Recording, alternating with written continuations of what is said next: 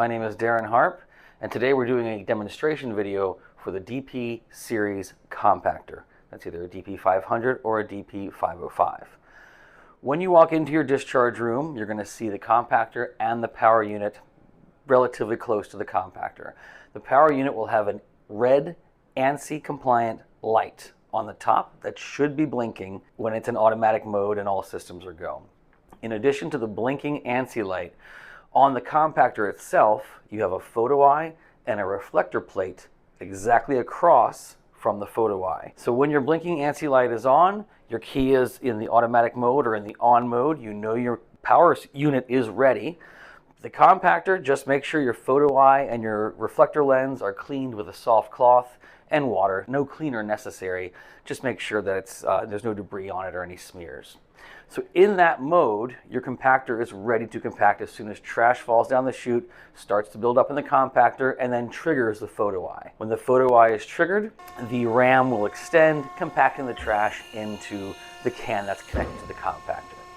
So let's go over a few scenarios where your compactor is not in automatic mode, meaning your ANSI light is not blinking and the compactor isn't compacting automatically. A few things can happen. For one, if that side access door on your compactor right there at the hopper, there's an access door there. If that's been opened or if it's left open when you see it, that door needs to be closed and the power unit needs to be reset to get the compactor back in automatic mode. If at any point someone went over to the wall and disconnected the service disconnect switch, that would require a reset. If the bin is full and the full light comes on and you change the can, that will require a power unit reset. And lastly, if the emergency stop button has been pressed, that will stop the compactor, and obviously the power unit does now need to be reset. So before we reset our compactor and our power unit, we need to make sure we've taking care of whatever happened to have it leave automatic mode. So if that access door on your compactor hopper is open, that does need to be closed and locked. If someone did press the emergency button, you're going to need to turn it and pull it out. If the key is not in the automatic position or the on position, turn it to that position. And of course, your service disconnect on your wall, just want to make sure that's in the on position. Once you've done all of those things, you can then go to your start button and you can press it in, and you're going to hold that for 30 seconds. You're going to hear the beeping start, and that's fine, that's part of the process, and you're going to hold that button in until you hear the ram come all the way out and then go all the way back in. Then you can let go, and after that's done, your ANSI light should be blinking. That's going to be the first thing you're looking for. Is my ANSI light on? Are all my settings correct? If your current DP500 or DP505 is in manual mode and you want to run a cycle, simply press the start button in for 6 or 7 seconds. Your power unit does require maintenance. It'll hold up to 14 gallons of oil, and that oil should be changed out at least once a year. If the container full light on your power unit is blinking fast, here are a few things that could be going on. The machine could be in excessive run mode, or the photo eye has been covered and the machine will shut down to prevent overheating. You will need to determine what has caused this, then fix the issue, and then reset the machine.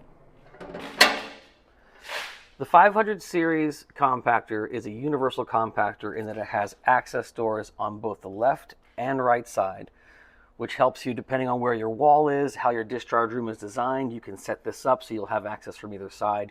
When it comes time to change your can, you're going to see a ratchet on the side of the compactor. That ratchet is going to have two functions, either to lower the grab bar or to raise the grab bar. If the can is off the compactor, the grab bar should be all the way down to the ground. And on the front of the can, you'll see a C channel, an upside down C channel. That needs to be pushed all the way into the compactor so that the C channel is sitting right over your grab bar. Then you'll go to your ratchet, make sure as you're ratcheting that it is raising up.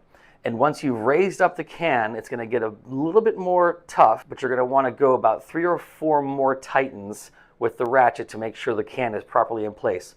However, don't over tighten. So you're not going to sit there and make it go as tight as you can. That'll be too tight for the can. When it comes time to lowering, to change out the can, we have to lower that grab bar. There's a switch on the side of the ratchet that you'll flip, and then you'll just continue ratcheting and you'll see the grab bar come down, and that gives you the ability to move the can off the compactor.